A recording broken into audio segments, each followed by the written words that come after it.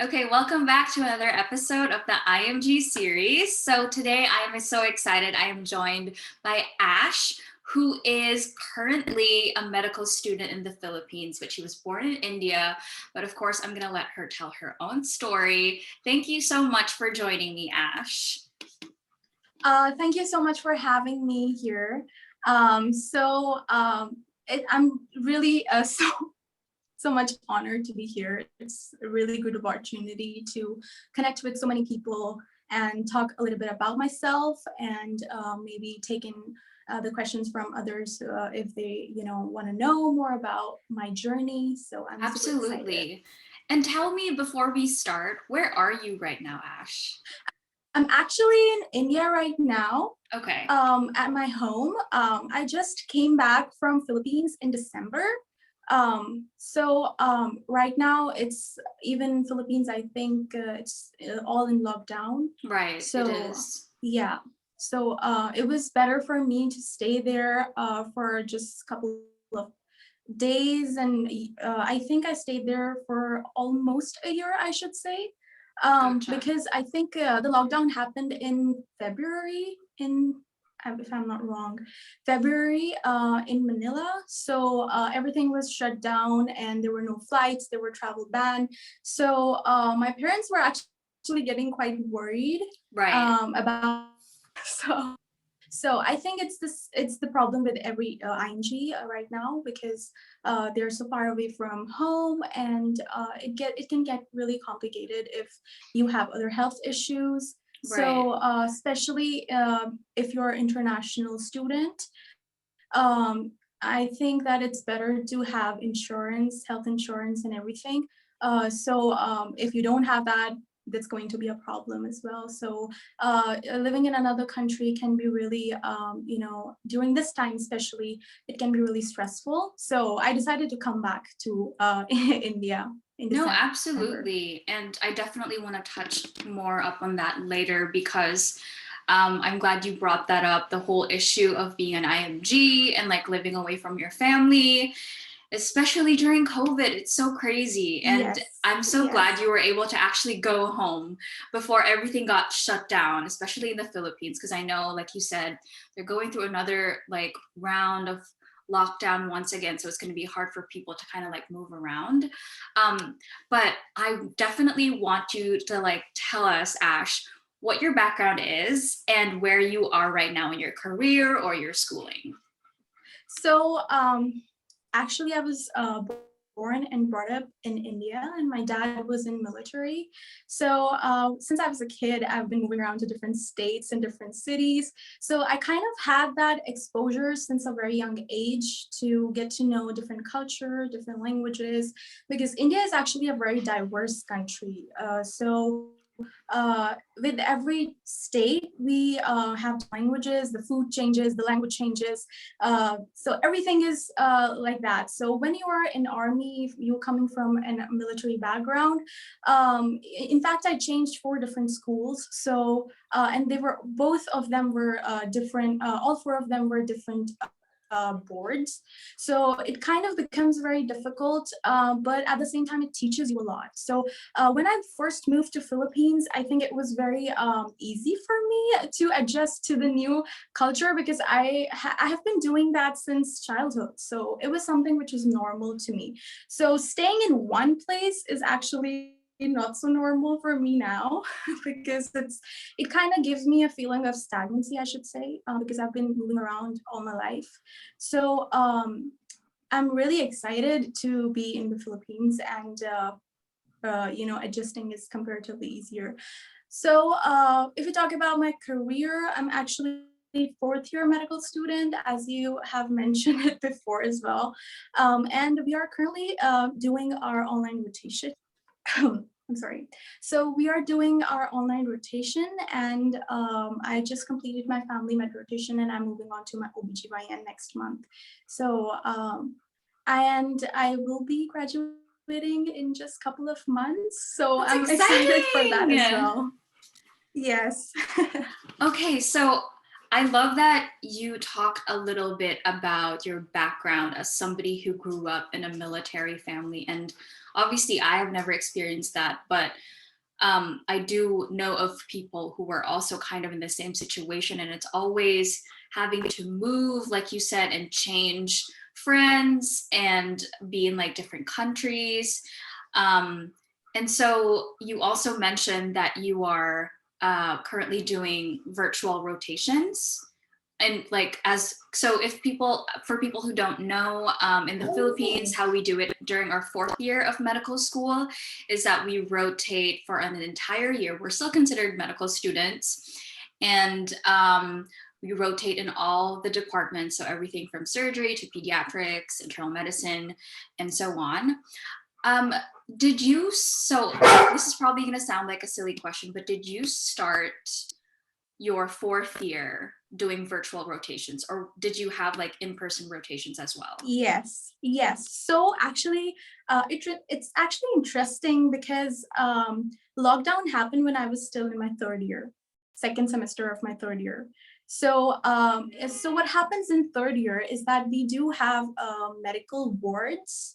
Okay. So once a week, we do go to the hospitals, and we kind of have that experience of taking history of the patients. So it's very interesting because I had only gone to one hospital, and that was Pasay Gen, if you're aware. So Yes, I've so heard of that. Yeah. I just went there only one day, and the next day there was lockdown. So Oh, only one wow. class I've had in the wards, and after that everything just shut down.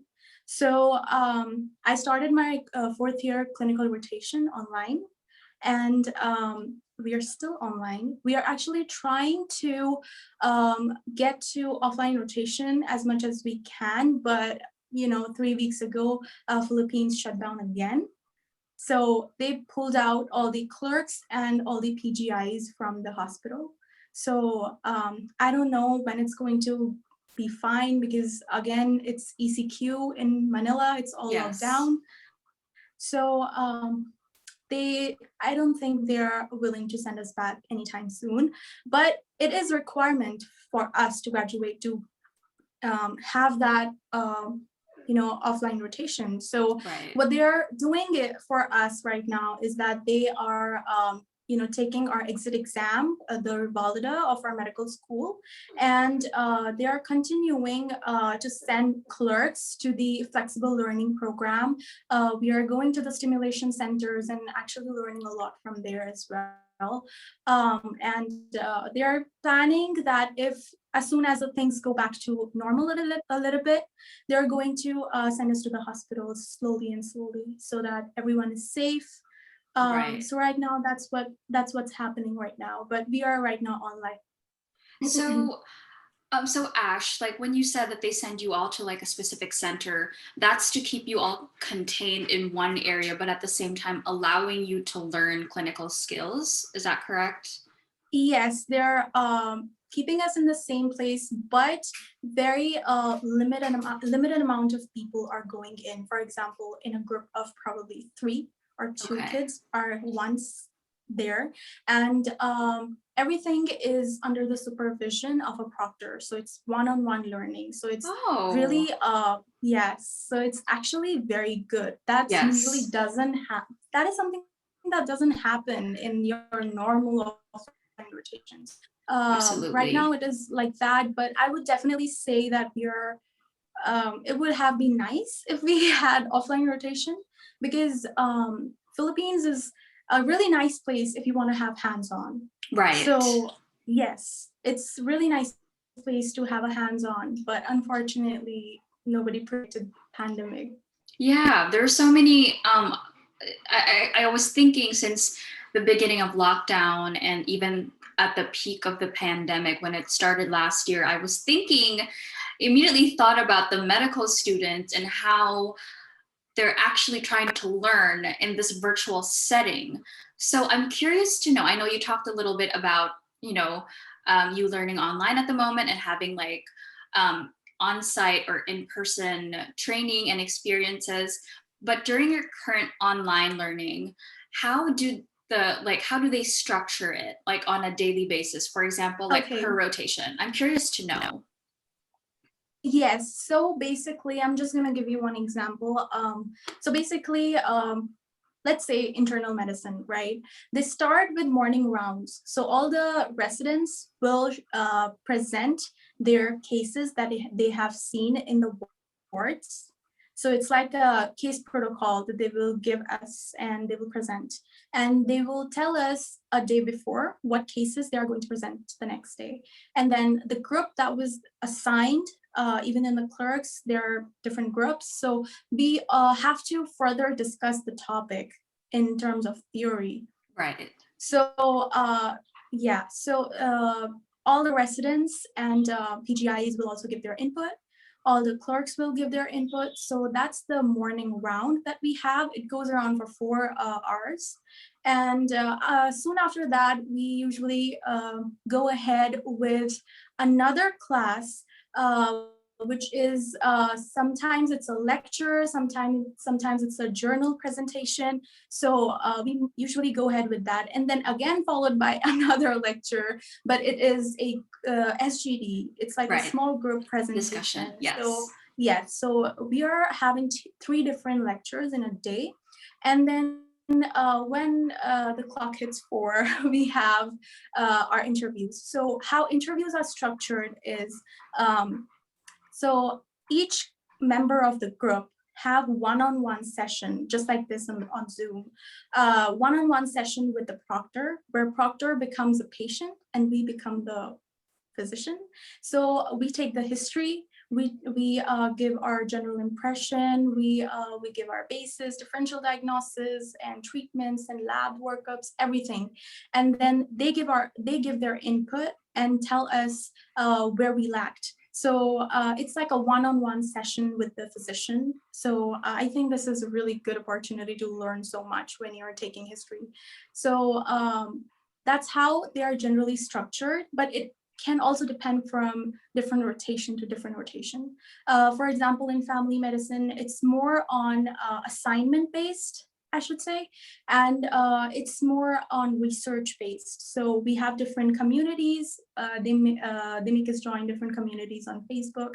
So throughout the week, we make different assignments, and we do data collection and data analysis, and that we present on, let's say, on Friday.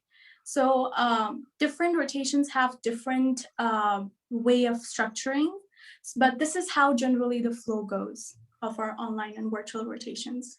I am so amazed because I just appreciate how the system is trying to maximize the opportunity that is in front of them, and that is to kind of do one-on-one sessions with medical students. And at the same time, I think like, so obviously like the normal setup would be kind of learning in a group, right? A group setup. But I think at this point in time, especially with virtual rotations and things like that, in a sense, at least you guys are getting to have one-on-one focused sessions with physicians. And it just like amazes me that everyone's trying to like get used to the virtual learning setup and things like that. So I appreciate you sharing that with us, Ash. And I'm curious to know, because I know that mental health is important to both of us and a lot of people. With the virtual setup and learning about medicine and being in a very like crucial year of your medical like medical schooling, as a 4th-year student, how have you taken care of yourself mentally, emotionally, especially before going home to India? How were you able to cope? I know you were used to it. Yeah. Yes, yes. So I really like talking about mental health actually. So um, it was very difficult for me, I'm not going to lie, because it was so lonely and I was stuck in my dorm. So the thing is that it's actually good that the online clerkship started, because we don't really have much time to think of anything else. Right. And most of our time goes in studying, making assignments and all of that. But I think that on Sundays, you should definitely take out that extra time for yourself and, do whatever, order a pizza, watch a movie, and just like calm down and relax. Put a face mask. There are so many things that you can Yes. do to pamper yourself. So even though I was doing that, but I think we are social beings and we need human interaction to keep sane. Even though I was talking to my parents, through Zoom and through so many different outlets right now, but even after that, I felt that I actually need that kind of human interaction, even though I am an introvert, right? But I still wanted that human interaction to keep sane. And when I came back to home in December, I actually felt that my mental health was way better. I was Mm. doing way better in my rotations. And I think overall, I felt generally healthy. Really felt that I was healthier. So I think that even though, you can take care of yourself living away from your parents, but definitely you really need that kind of support during this time. I agree with you, Ash, because I feel the exact same way. Because as people might know or might not know, I've been living away from my family for almost 3 years now.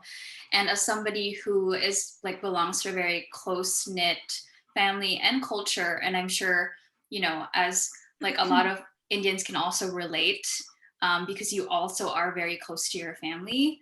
Um, Yes. And I actually, I've been in Philippines, so I understand the culture there a little bit. Yes. Yes, very similar, I have to say. Yes.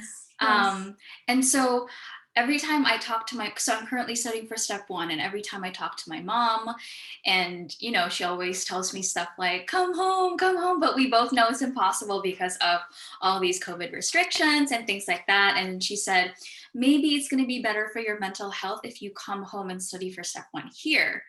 And so I am just, I know at the back of my mind that what she's saying is true, because even though I have my fiance and of course my dog's here and I have a home, it's different when you're like home with your family and you're in your comfort zone and you're in your home country. You have people to take care of you, to cook for you, all that stuff. Um, Cooking is the biggest factor. I know, because I love to eat, so I lean to like cook because I'm scared of starving. But um, I love that you said that you noticed a significant change in your health once you went home. And that is very telling of how this has really affected us individuals, even as introverts, you said. Um, Yes. there's nobody is excluded from being affected by the pandemic, whether you're an extrovert or an introvert, everybody's affected. And I love that you're able to feel better now that you're home. And yeah, I'm so happy for you, Ash, I'm actually a little bit jealous that you're home Oh, right now.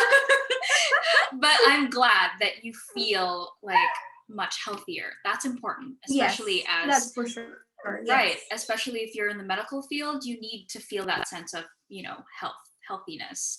Um, True. so, True. so Ash, I want to ask, based on your experience, is there a way that you can compare training in India and in the Philippines so far? Okay. So actually, I would say they are more similar than they are different. Um, Speaking from my personal experience, they both are tropical countries almost. India experiences all types of climate, so it does experience tropical climate as well. They both experience a lot of infectious diseases. So, the type of studying that is focused, is almost similar. The curriculum is in Philippines, I would say, is more taxing. It's more exhausting. Maybe because the physician's license exam of Philippines is very competitive. In India, actually, the students don't have to appear for any license exam. They just go to yes, they are medical students, and after that they directly enter into the workforce. So I think that is one of the reasons, but the difference is that they have a subjective way of studying, so a lot of it has to do with writing answers. And in the Philippines, we are used to, filling up the bubbles. So it's very objective there. But still, in Philippines, I have realized that it's very taxing. We have exams almost every week, every day of the week. You have to perform this much to be able to not get a remedial, so it's always, I should say it's more stressful in Philippines. I realized it because I do have cousins as well who are studying here in India in medical colleges. And I see them and I'm like, how are you not having exam? Like I have exam almost every day. So a little jealous from from the way that things are going for them. But at the end of the day, obviously each country is preparing their candidates for their own country. So it's totally fine. Both the countries have a lot of hands-on experience, as I mentioned before, because a lot to do with their the population density over here in Philippines is also a lot, and even in India also it's the same. So they both have government hospitals. The government hospitals are almost the same structured, and the hierarchy I should mention, you know. Yes, please talk a little bit more about that. I'm curious to know your Kind thoughts. Actually, it's really common to see in Asian culture. It's not only in Philippines, it's also there in India. We are actually scared to ask questions to our seniors. And sometimes it's not even scared, I should say. It can be a little overwhelming, even though they are ready to help us. But sometimes it's scary to ask questions. I mean, we are more comfortable to ask questions to our PGIs sometimes, but even talking to them sometimes can feel really intimidating. So this kind of hierarchy is a bit, it gives a sense of, that it's not approachable. If you have problems, you cannot approach people. So I think it's definitely there. I felt it in Philippines and I also felt it in India. So I think it actually has to do with Asian culture, and that's our culture. No matter where you go in Asia, it's the same. So which is very different in the US. The way I see people being upfront about their problems, I don't think you can ever do that in India or even in Philippines. No, it's not like that. You really can't. Yes, because we are taught to actually respect the elders, and we are so scared to even approach them because of it, because sometimes kids think that being upfront is disrespectful. So yes, so I think that is something which is similar in India as well as in the Philippines. But the curriculum is definitely in Philippines, it's more taxing and more exhausting. I had no idea that now that you're talking about it, Ash, so I thought the level of difficulty would be the same in India, because I know especially Indians who go into the medical field are very, very passionate about studying and also about medicine. And I think you mentioned about Asian culture, and it's kind of like in the Philippines where our parents want to make sure that we enter a field that's either in law or medicine or just something that's around that professional area of degrees, more professional degrees. Yes, absolutely. And so I feel like that's, in my opinion, like a double-edged sword, because it teaches us to be more hardworking. And true. Even though the setup here in the US is the kind of like more lax about addressing somebody by their first name instead of saying doctor all the time, because I know you're constantly having to say, in the Philippines at least, like doc, doc, doc.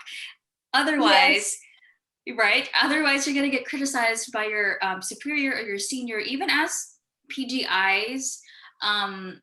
It's funny because when I was a clerk, a fourth year medical student, I was addressing my PGI as doc as well, but we were kind of, on the same field almost, or on the same level. And it was just, now actually, that I think about we call our own colleagues doc too. We're like, hello po doc, like how are you today? It's like, strange. Like that. It's kind of Yes. strange if you think about it. It's like, I don't know. We're just it's just sense of respect, I think. Yes, You know? yes, I agree. So I yes, apologize for my exactly. dogs barking in the background, by the way. No, it's totally fine. It's fine.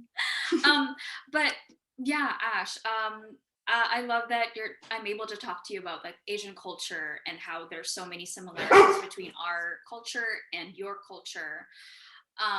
And so I like going back to the way it works here in the US and the training. And I know you mentioned that it's very rigorous in the Philippines. And coming from, someone who also went into medical school in the Philippines and then transitioning to, coming here to the US where it's so different, I think to myself, wow, I could have had it easier.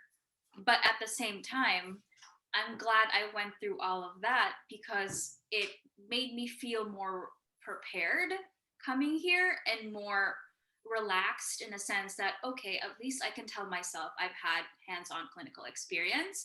At least I can tell myself that I know and I'm confident that I am respectful, and that I will address my seniors a certain way and I have work ethic.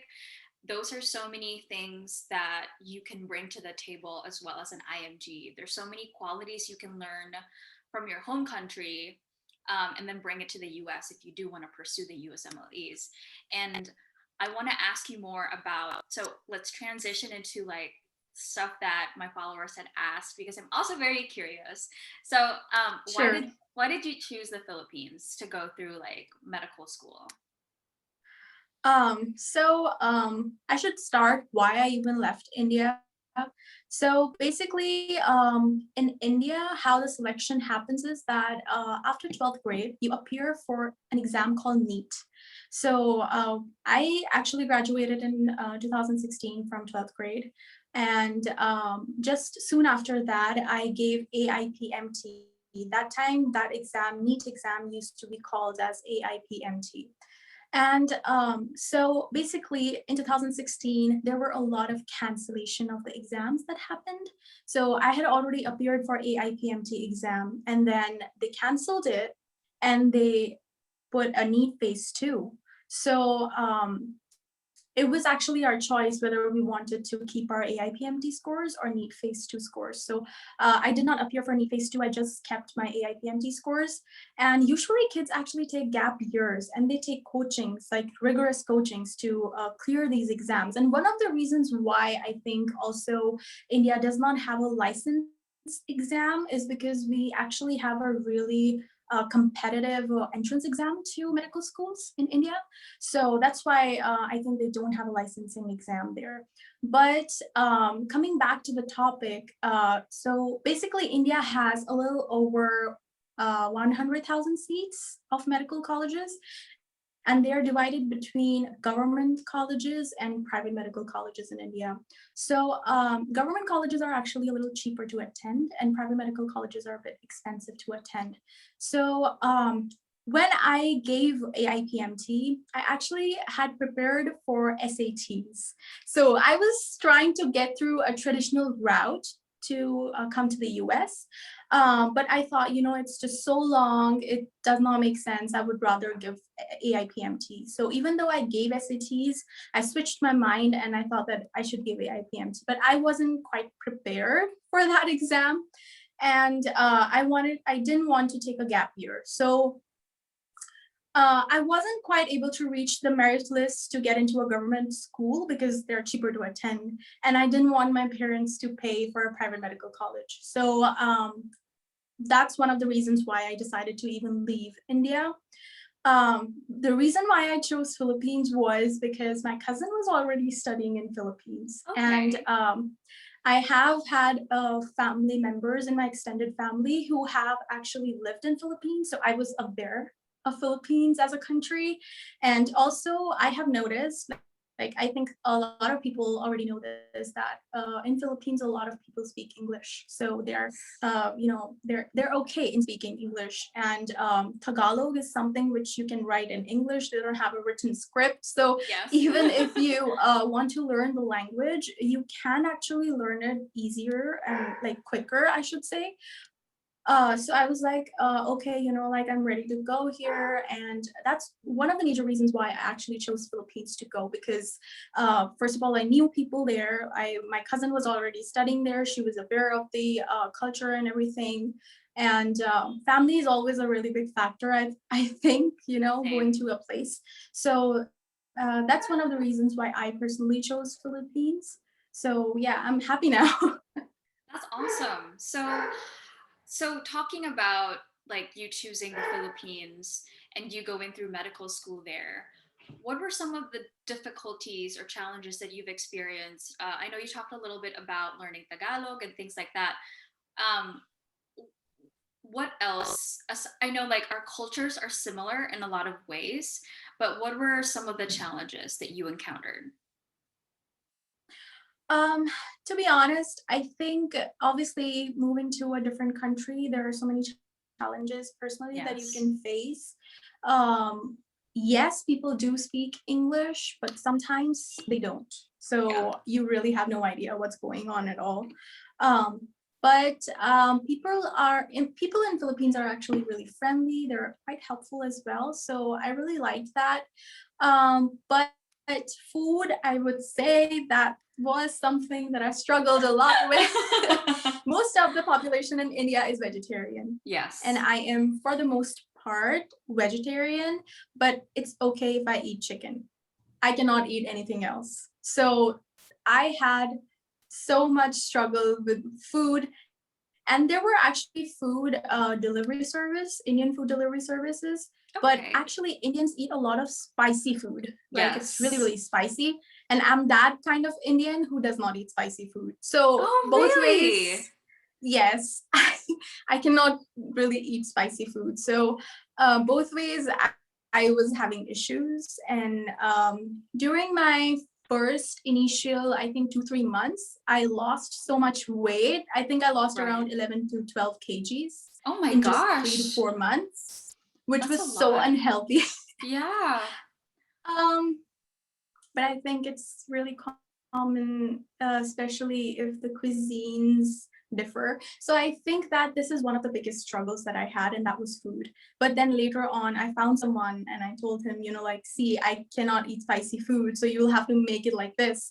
So even though I actually do like certain Filipino foods as well, like adobo is really nice, Yes. and yes. So I actually did enjoy some of the Filipino foods as well. But when it comes down to the regular food, it was more of Indian because I grew up eating that food. So ultimately, I was able to find someone who could actually cook like that for me. So that was probably the biggest struggle for me.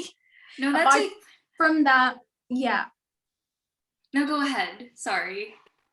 Okay, so no, I'm just saying, like, apart from that, I didn't really have any issues with living there, I particularly. totally like, again, I can relate with you, Ash, because I feel like we're big eaters. Like our cultures, we have to have a certain like type of menu as people who grew up in like Asia and our Asian culture, and food for like both our cultures can sort of serve as like a love language almost. And as somebody who also is living away from, my home country, the Philippines, it gives me a sense of comfort when I eat food, obviously, that's from the Philippines. And I'm sure it kind of gave you that sense of comfort as well, like being away from your family. And it's like, if you're homesick, it's just easier to feel better about yourself when you taste something that reminds you of home. So I totally agree with you. I didn't used to cook I would bake when I was in the Philippines, but when I came here, I was like, oh my gosh, nobody's gonna cook me adobo, nobody's gonna cook me sinigang, all the good stuff. And I was just like, I need to learn. Otherwise, I am just gonna like go stir crazy here in the US. Um, Yeah, that's true. That's true. yeah. So I'm curious to know. I know, so you're currently in India, but you're doing medical school in the Philippines. You have made the decision to pursue the USMLEs, Ash. Tell me why you chose to go with the USMLEs and where you are now in terms of like preparation, if and in case you've already started. Okay, so The reason why I wanted to pursue USMLE was because of my sister. My sister is actually living in the US for the past 10 to 11 years already. Oh, So, wow. yes, so I've been visiting her since I was in high school. So I've been coming and going to the US since I was like probably 14, 15 years old. So I'm actually aware of the culture, American culture, and the struggles that people can actually face there too. But that is one of the reasons why I wanted to pursue, because I wanted to live near her. So a little backstory, as I already like told you, my dad was in the army. So basically, my dad got transferred to a very secluded area, and I was 6 years old. My sister was 16 years old, and my parents took the decision of sending my sister to a boarding school, and I was 6 years old, so they took me with them. And I haven't lived with her ever since. So I was 6 years old. Wow. And to put that into perspective, now I'm 20, almost 23 years old. So I really wanted to live near her. That's why I even wanted to pursue USMLEs. But to be honest, I have no problem at all living in India as well. So however, I will be giving USMLEs, but I will also be giving India's license exam. So by the way, if you're an IMG, you have to give India's license exam. But if you have studied domestically, you don't have to. So Oh, I will be okay. giving, yes. So I will be giving, it's called FMGE right now.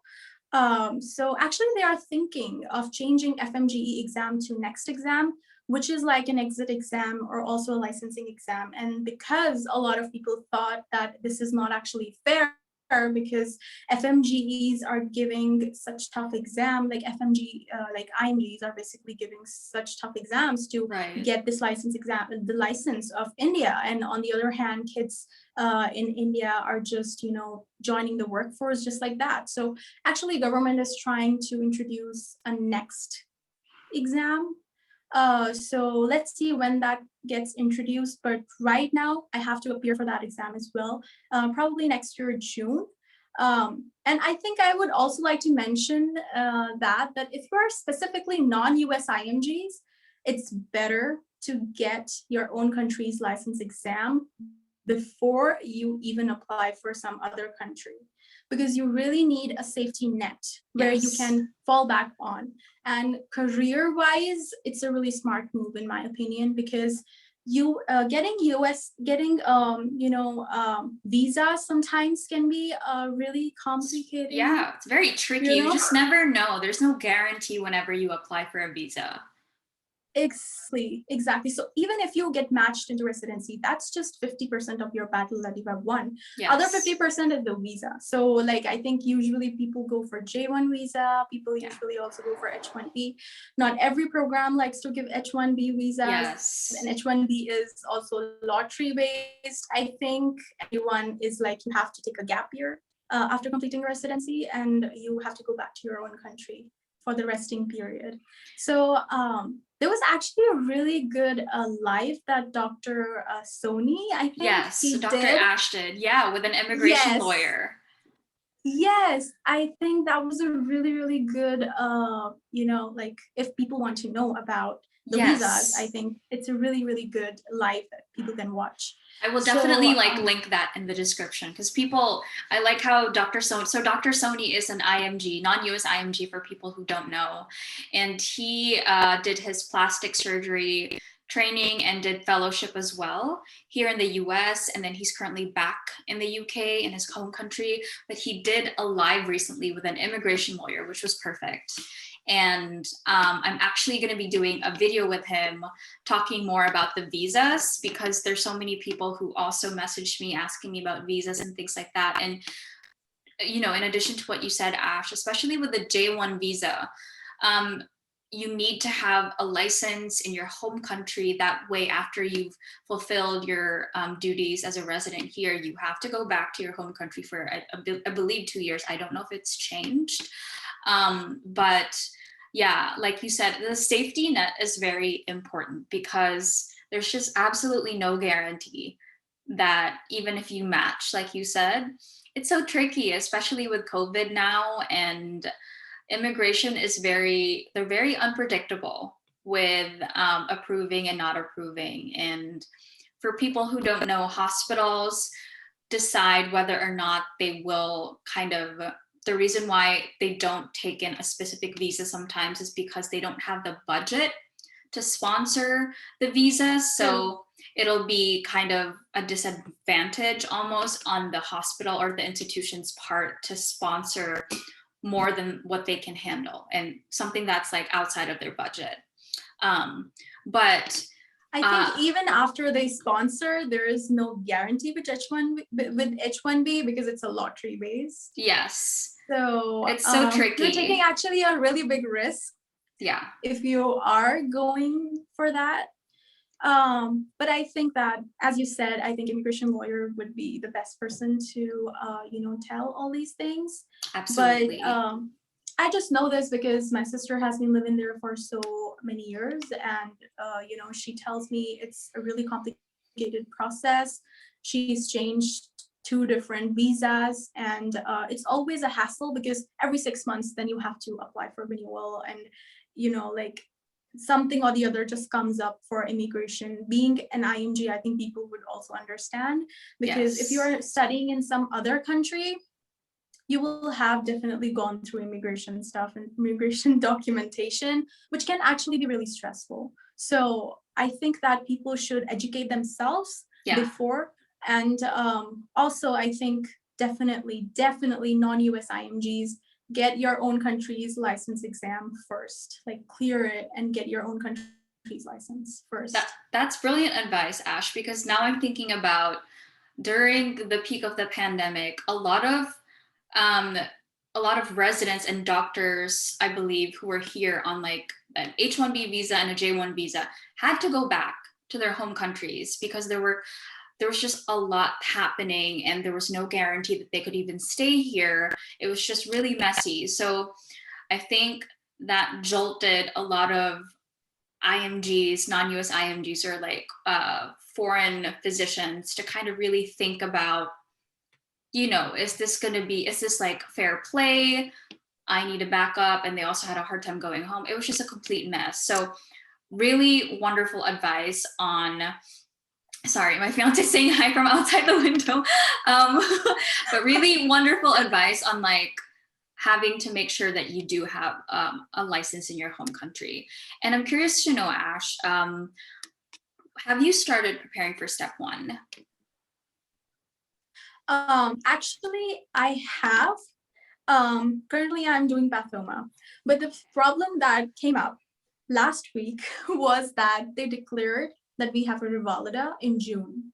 So Revalida is like exit exam of our medical school, and that they tell whether you are graduating medical school or not. So it's an 8 hours long exam, just like USMLE. Yeah. And you have to perform really good in that in order to even get graduated. So the syllabus coverage is from MS1 till MS3. So I have 2 months to prep for that.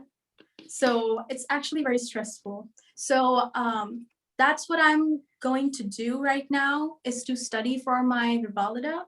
Yes. And then probably my game plan, I'm thinking, is that after doing that, I'll probably give a mock test so that I know where I stand in terms of USMLE, so that it can reflect like how much I have to study more. So maybe after that, I will do first aid with USMLE RX and then UWorld. So this is kind of like my rough idea. Definitely, I'm going to be flexible with it, depending how much time I have. Since actually I have a lot of time, I'm thinking of giving the exam next year towards the end of the year. Especially, it's going to be a pass-fail. Yes. So that is also going to be a really big factor, because I will not know how much I know, because it's just going to be a pass. Yes. And then again, I'll have to study for step 2 CK after that. So I'll give that in 2023 and then apply for a match of 2024. So that's right now what I'm going to do. That sounds like a solid plan, Ash. And I think it's important you mentioned that you were obviously you need to focus on what's in front of you at the moment. It's so easy to plan in your head that you're going to do this now, blah, blah, blah. But then so many things can happen, so many things can change. I'm saying this because I personally have experienced it. I've told myself, I'll finish X in, you know, like blank amount of months or blah blah blah, or I'll do this, and it just like fell through, and then I got so disappointed, and I just got, it really took a blow to my self-esteem, and I was like, I think that's why I was, well, at that time I was very stringent with my planning, and I was like, this has to happen, otherwise like there's no exit plan for me, and it just, it's wrong to think that way. And I love how So yours is spread out at a reasonable time, because that's how it should be. The USMLEs um, are we very, should that's, never rush with them. Yes, yes, that's one of the things that I noticed, that never rush USMLEs, because being yes, an IMG, you always have to score more than their yes, general population. So especially with pass fail, mm-hmm. I think step 2 CK is going to be a really important score. So Absolutely. I mean, I personally know someone who actually scored 260 plus in step 1 and then 270 in step 2 CK. What? So, That but is then crazy. yes, but then she's actually a medical student from from India. So Okay. it's not difficult to score high. It's just that you have to have a game plan. Yeah. You have to know what's your best study time, what's like how much time I can give. You should have flexibility in your schedule, that okay, if I miss this day, I'm not wanting to study this day, or I'm sick this day, probably I can, reschedule. So, I know that people sometimes prep for like 5 months and 6 months and they do really well. But sometimes people who prepare for like 1 year and 10 months, even they perform well. So it does Yes. not really matter how much time. It depends how you can make your schedule according to yourself, because every person is different in Yeah. terms of preparation. So that is something that should be seen. Beautifully said, Ash, because I think it, as non-US IMGs, we always feel that pressure to kind of keep up with what we see on social media, especially the YouTube videos that say things like how to score 260. But then, yes, he or she is providing insight on how it worked for him or her, but it doesn't mean that study schedule is going to work for me or you. And I put up like a study schedule as well on my YouTube channel about like how, what resources I'm using for step 1 and things like that. But I think it's important to like preface that, like in those videos, this is what worked for me, but there's no guarantee that it's going to work for you. So trial and error, like you said, and make sure you figure out what works best for you. Some people pass step 1 by just studying, like you said, in such a short amount of time, but some people need more time to kind of grasp that, all the concepts and the information, especially as non-US IMGs, we're having to relearn a completely different curriculum when you're studying for the USMLEs. So solid plan. I'm so excited to see, like to follow you even further into your journey. And for those who aren't following Ash yet on Instagram and on her YouTube channel, by the way, I'm going to make sure to like leave your links in the description box, Ash, so people can follow you. And a couple more questions. Thank you so much. Yeah, a couple more questions before I let you go, because I know it's almost like 9 p.m. in India right now, so I don't want to keep you too long. But I have 2 more questions for you, Ash. If you could go back in time, what are some of the things you would change, if you have any like things you'd want to change at all? So I would definitely like to change. I would like to go back to the first year, and I would change my time management skills. I was so bad at that. I used to procrastinate all the time. Same. And I think when I when I went to second year, I had problems really. Second year is definitely tough. First year, you basically have just 5 to 6 subjects. Like, and second year, there's just a lot, and it becomes really tough as well in second year. And I realized when, like my grades just fell from first year to second year, and I realized that no, I think I need to focus on how to manage my time, because all this time I'm wasting on social media or like watching YouTube or Netflix. Like, no, like you have to know when to stop, because people tend to, just go with the flow sometimes, and it's not going to help, especially going from first year to second year. It's going to Yeah. be a really big change. So I think I would change my time management skills. Like I think when I was in second semester of third year, that's the time when I actually kind of like got the hang of having to make a schedule and following it. So I think that second semester of third year was the time when I realized that, okay, like I have to do time management. So I would also like to tell others, you know, that you should know when to stop doing, and just go back to studying. And even if you don't feel like studying, you're feeling sick or anything like that, just take a day off. But Yeah. you should know that this type of behavior can really mess up with your grades in med school, and also your overall preparation, because slowly and slowly this kind of becomes a habit. So you want to break the cycle, and it's really a vicious cycle, to be honest. Like, Yeah. just it's so pleasurable to be like just sitting there and not doing anything and just taking long breaks, and it's really not good overall. So I yeah, love time lazy days. management skills. I hate to admit I love lazy days, but it really ruins the momentum of things, especially when you need to get stuff done and there's too much of those lazy days. It's like trying to find a balance is so difficult, especially when you're in medicine, right? Because it's like you don't want to slack off, but at the same time you also get exhausted because it is a very difficult path to take, and it's also very time consuming and just messes with your head a lot. So yeah, time management is also something I had to learn. I wasn't very good at it when I was in medical school, I have to admit. It takes time, and I love that you put emphasis on like True. days off, because we tend to forget to like take care of ourselves when we're in, like, especially if you're in the medical True. field, right? And Mm-hmm. so I know you already gave like so much great advice, Ash, but like, can you share like lastly share some advice that you have for non-US IMGs, especially from India, who are like in different schools like outside of India and things like that, who eventually want to go pursue the USMLEs? Okay, so well, I would say that start early. Starting early is the key, because especially being non-US IMG, no matter if you're in India or if you're from the Philippines, you have to understand that our curriculums are different. US people tend to focus on USMLEs because that's their requirement. Those Right. students need to clear their license exam. In the Philippines, it's more focused towards physician's license exam of the Philippines.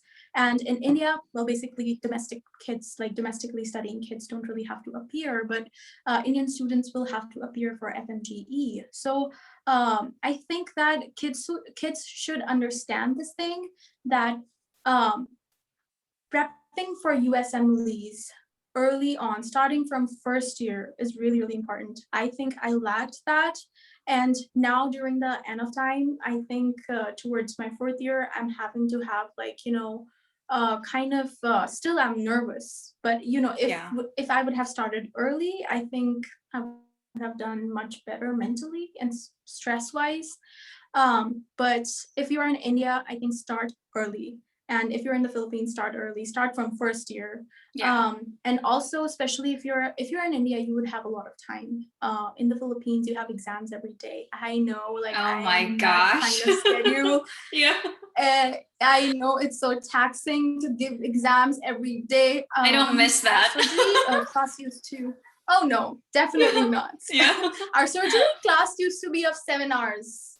Oh It my used to be long. gosh. So that is one definitely advice. And also one thing I would like to mention is that do not crowd too many study resources. Do not Yes. take USMLEs, AMBOSS, UWorld all together or Kaplan all together, because at the end of the day, you will be so overwhelmed that you would not want to touch any of these resources. I'm telling you, I have been in that place where I've had too many resources and I don't want to study anything because it's so overwhelming. It's Same. really daunting to even start because they're like, oh my God, I have so many resources. I don't know from where I should start. I don't know, like which topic I should study from, which video or which subscription. And Yes. also, not to mention, these things are expensive and even med school is expensive. So Oh my you should gosh. understand this thing that, too much, do not accumulate. One thing at a time. Maybe if you're doing the USMLE RX, follow it up with first aid, probably do it for 3 months or 4 months, and then switch over to UWorld for 2, 3 months or 5 months. Just like that, just make sure your concepts are clear, because that is going to take you, to different places. Because let me tell you, it's really daunting to be studying from so many different resources. Um, I was so stressed out to see so many of them. Same, So that is something Ash. that I would like to tell. Same, Yes. Ash. I'm so glad that you're talking about this now, and it's like solid advice because whether you're in medical school or you're preparing for the USMLEs, you will want all the resources that are out there, especially like made available to people here in the US, and you want to feel like like I want to be part of that crowd that like does like Anki all the time. Like not Anki doesn't always like work for everybody. I have to like No. emphasize that because you don't need to be doing Anki just because you see people on Instagram or YouTube Exactly. doing Anki. I like you said, and in your experience, in addition to that, I also tried as much resources as I wanted to or like I thought I could do. And then I just got burnt out. And then it just like slowed me down even more. And if anything, attendings right now who are also IMGs and even residents say, like focus on the core resources and then just stick to that, master them, and you're good to go.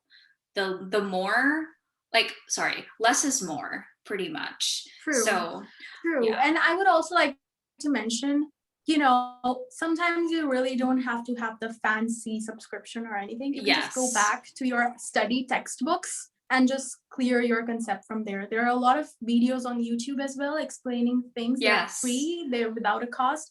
And also, if you have any seniors, if they have downloaded all those videos, probably take it from them. Yeah. It's a really big help for people who have already who have already gone through the process of USMLEs.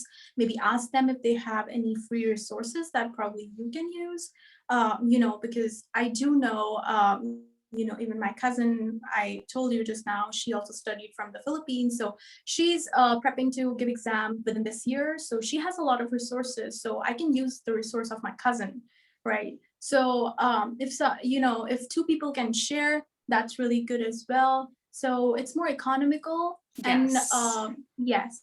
So I think that at the end of the day, you just have to see what works for you, because it's not going to be the same for everyone. So yeah, that's definitely there. Absolutely agree, Ash. And I really had such a lovely time chatting with you. Same here. Today. Thank you so much for giving me this opportunity to be on your channel. I've been such a big fan. Oh my gosh. Of you, and I follow you on Instagram. It's really, really amazing time.